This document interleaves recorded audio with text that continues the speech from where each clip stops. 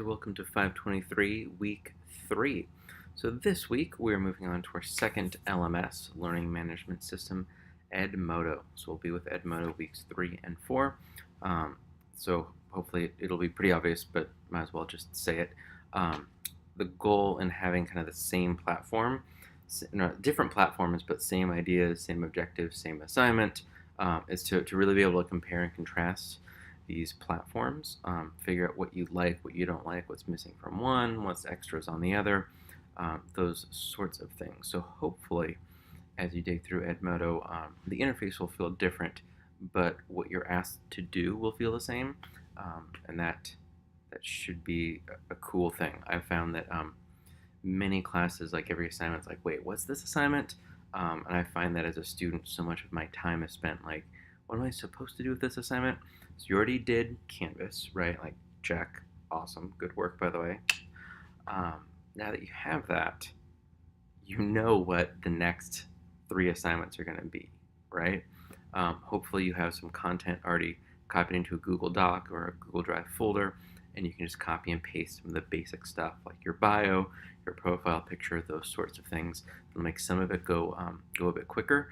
It's also a great idea just to have that so that if you move on to another job or you're offered to be adjunct at Concordia, you can be like, oh yeah, totally, copy and paste my profile.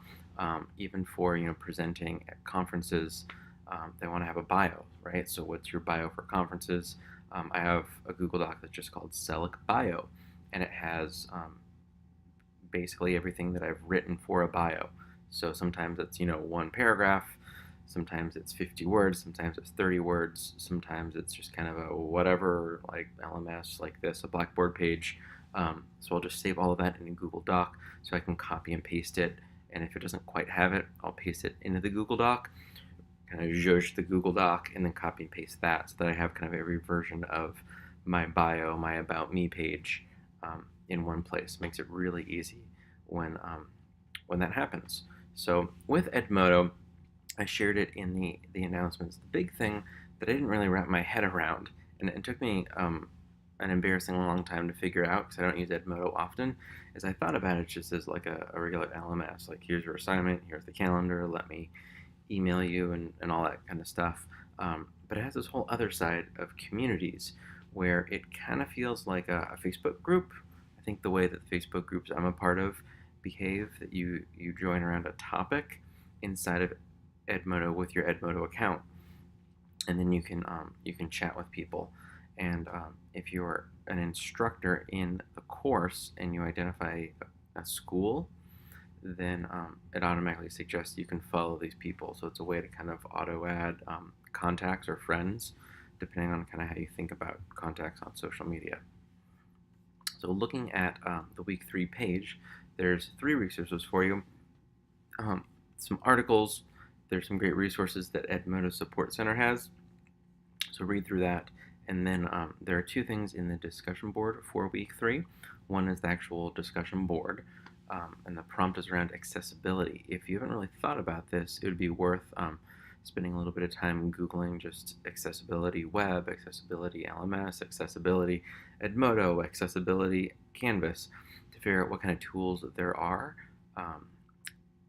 And there's even, depending on if it's public, like if you ever do something like through a Google site or your own website, there's an accessibility checker, or there's many accessibility checker websites that you can just paste the URL that you're curious about, and it'll give you heads up if there's things you can do to make your website more accessible.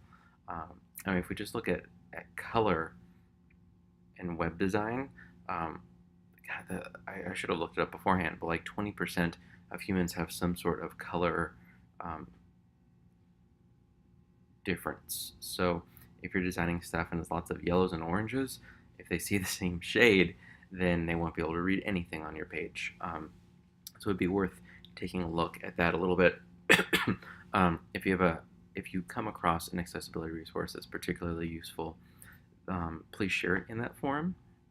And so there's a chance to be like, oh my goodness, like I never actually thought about this. This is a great moment to do that. And then similarly to week 2, there's a week 3 checkpoint. Please publicly share where you are as you explore Edmodo.